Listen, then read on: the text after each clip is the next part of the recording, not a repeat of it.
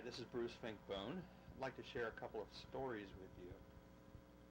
The first one happened when I was in college. It was the summer before my sophomore year, and I was already a member of a fraternity.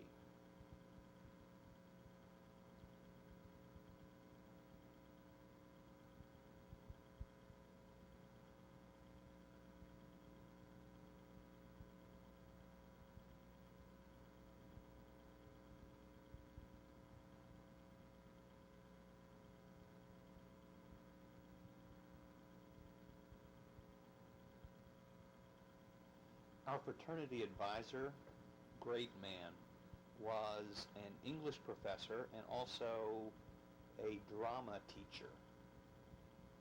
Because of that, a lot of the guys in the fraternity either took part in acting in the plays, and for those who didn't, a good number of the other guys helped with set construction.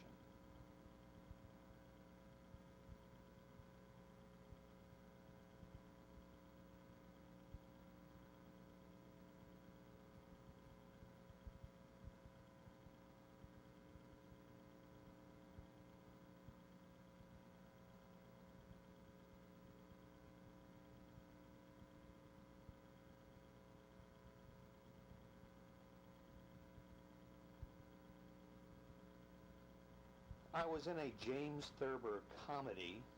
I don't even remember the title now, but the play was going to have a 2-weekend run at a state park amphitheater, which was about an hour to an hour and a half away from our hometown, Carter Caves State Park.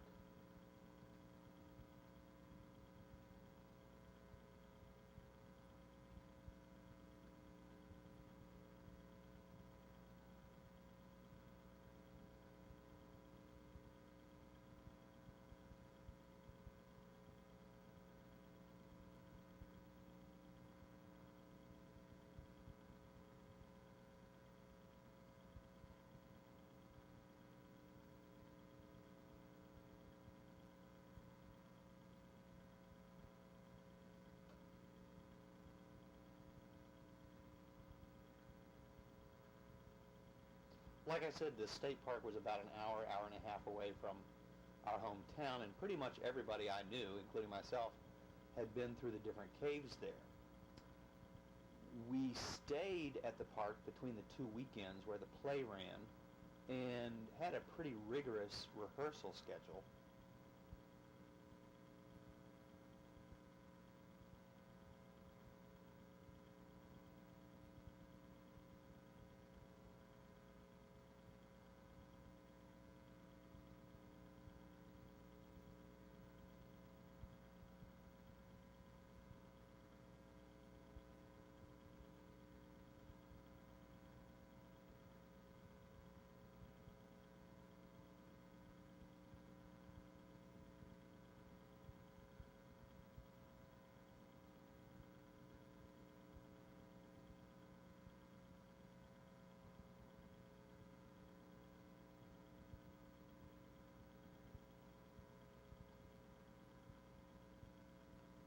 When we finally did get time to ourselves, everybody pretty much was on their own doing whatever they wanted to do.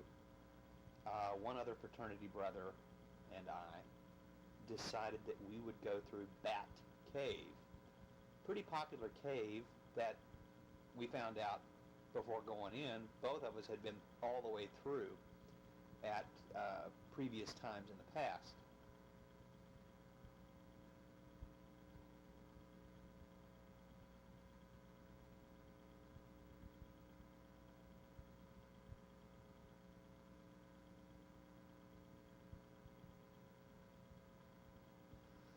So I grabbed a flashlight, and Chuck and I took the 20-25 minute hike from the cabins where we were staying over to the entrance to Bat Cave.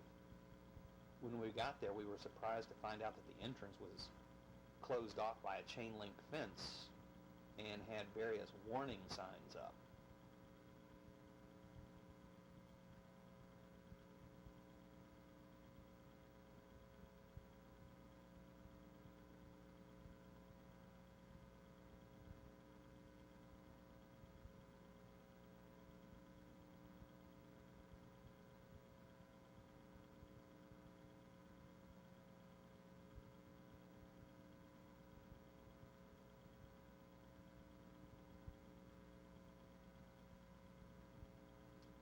The warning signs, which actually were keep out, the park authorities had closed it due to some deaths in the cave due to flash flooding in the caves.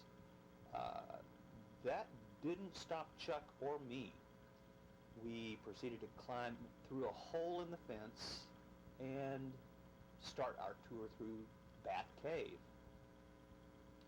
We entered the cave, and I was immediately disgusted by all the graffiti in the mouth of the cave.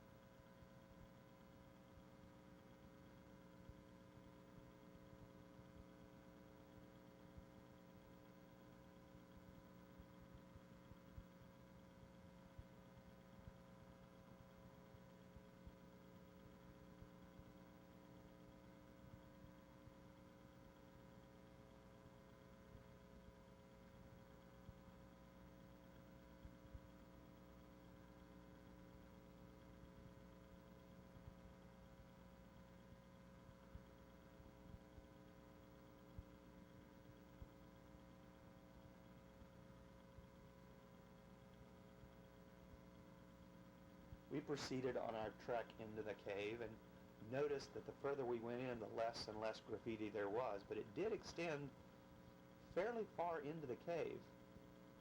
People had spray painted their names, the typical defacing of that kind of situation.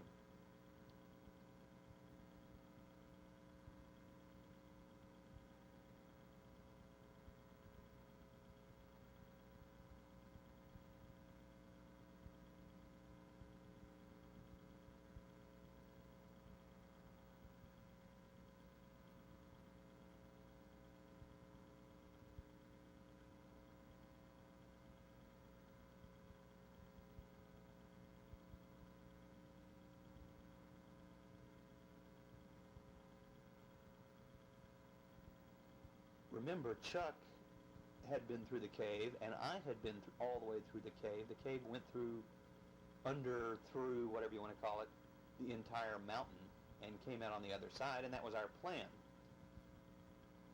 We crossed a creek inside the cave and came to a sandy, rocky beach type of area.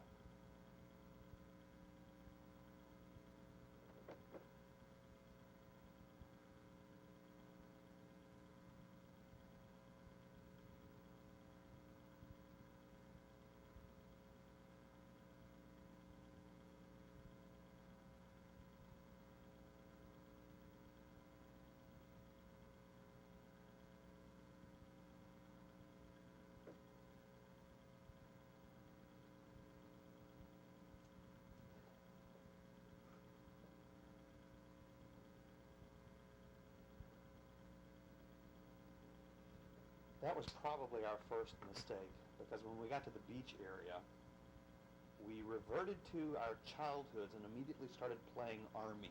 We built forts and threw rocks at each other's forts and just had the best time being kids.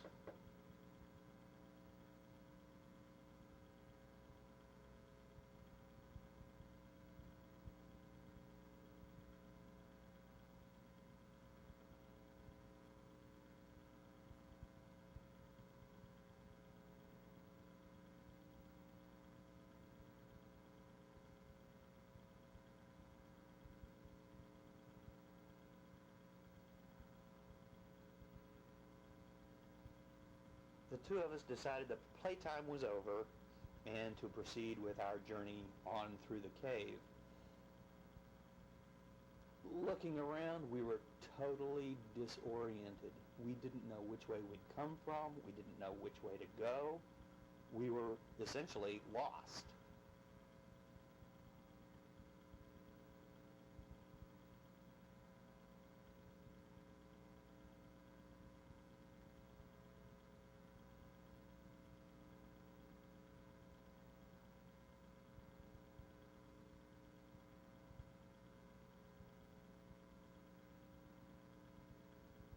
To make a long story short, Chuck started freaking out. Oh, let me remind you again that we only had one flashlight between us. Chuck started freaking out. I started having hallucinations that, well, they weren't hallucinations, but I did actually consider or think about what my fraternity brother might taste like if I had to eat his flesh to survive.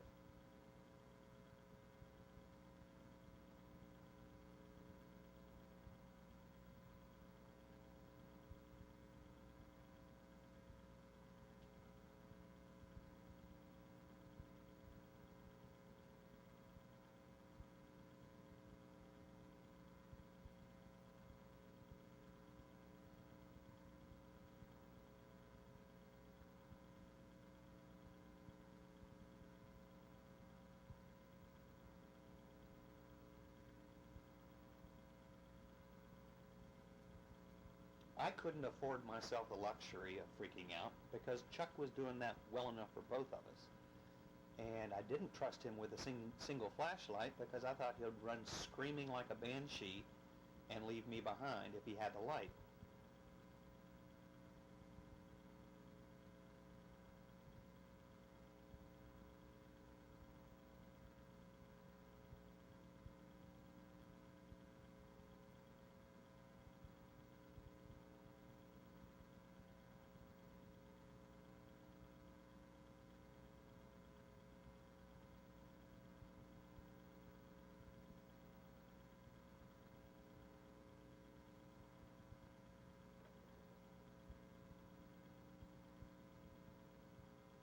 I developed a plan.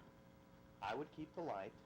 I would forage on ahead of Chuck as far as I could go.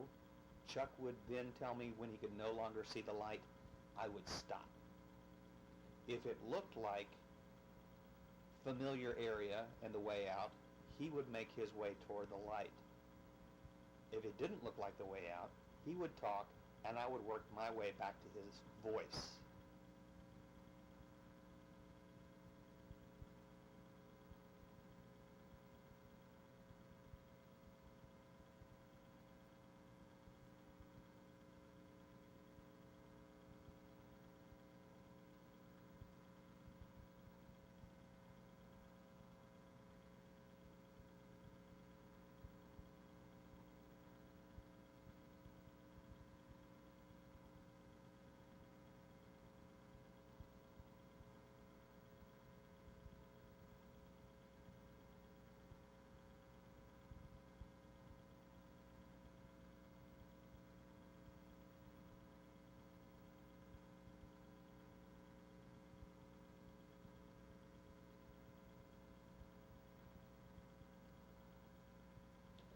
This method was repeated for what seemed like hours with no success until finally I reached an area and I shone the flashlight around and recognized one of the names that I had seen spray painted on the cave wall when we first entered.